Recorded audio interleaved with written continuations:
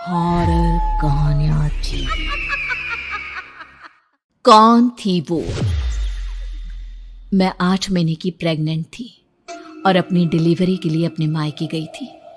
माँ ने मुझे फोन पर बताया, घर के पीछे की तरफ जो खाली जमीन थी ना, वहां पर एक नया कमरा बनवा लिया है।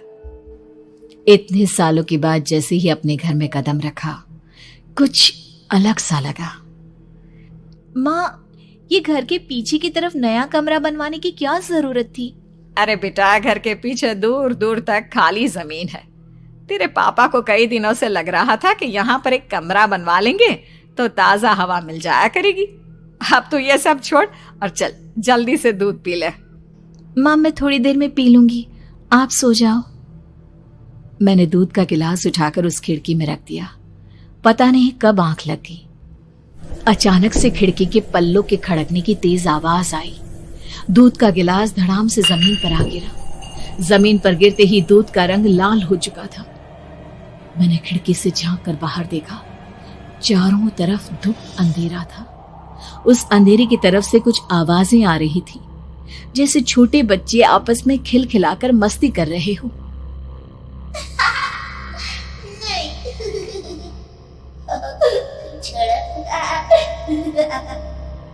इतनी रात को इतने घनघोर अंधेरे में बच्चों की आवाज कैसे आ रही है? घड़ी में वक्त देखा तो ठीक 12 बजे थे।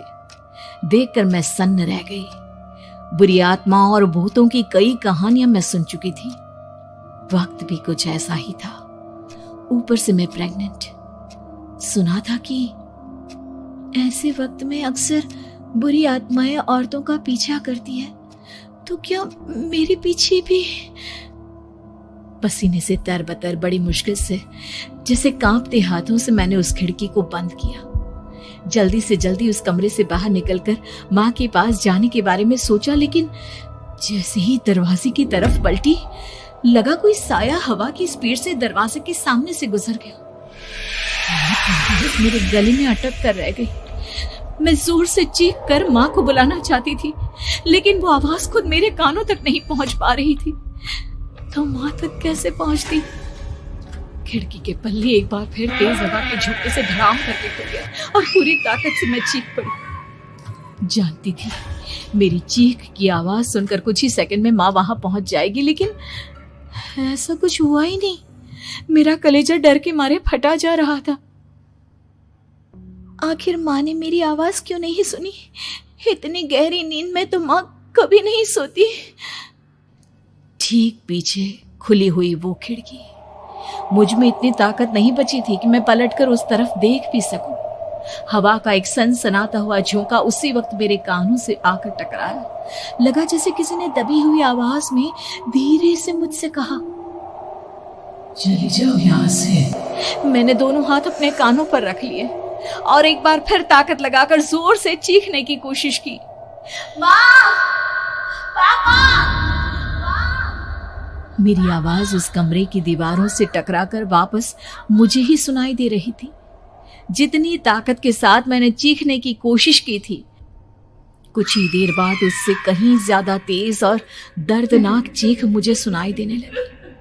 कि आवाज ठीक मेरे पीछे खिड़की से आ रही थी। वो आवाज मेरे कानों में पिघलते हुए लोहे की तरह गिर रही थी। उन आवाजों में हैवानियत थी। वो आवाजें किसी इंसान की नहीं है, इतना मैं समझ चुकी थी।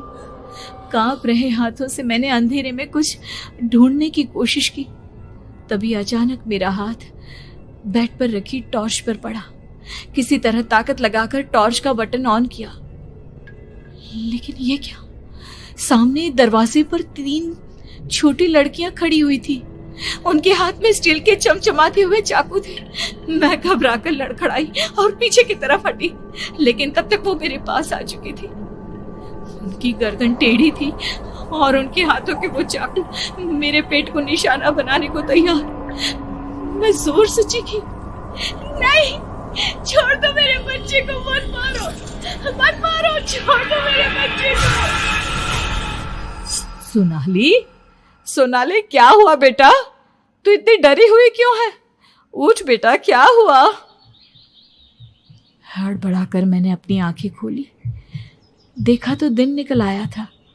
माँ मुझे जगा रही थी। मेरा चेहरा पूरा पसीने से लथपथ था। क्या हुआ बेटा, तुमने कोई बुरा सपना देखा क्या? मैं अभी तक अपने पूरे होश में नहीं थी। वो मेरे बच्चे को मार देगी माँ। वो लड़की मेरे बच्चे को। मैंने घबराकर अपने पेट को छुआ। सब कुछ ठीक था।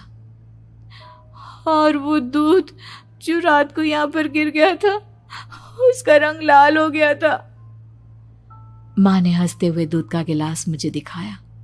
तुमने दूध पिया ही नहीं, पूरा का पूरा ऐसे ही रखा हुआ है। तुमसे कहा था ना सोनाली, सेहत के लिए लापरवाही ठीक नहीं बेटा। लेकिन मैंने तो सब कुछ अपनी खुली आंखों से देखा था। ये सपना कैसे हो सकता है?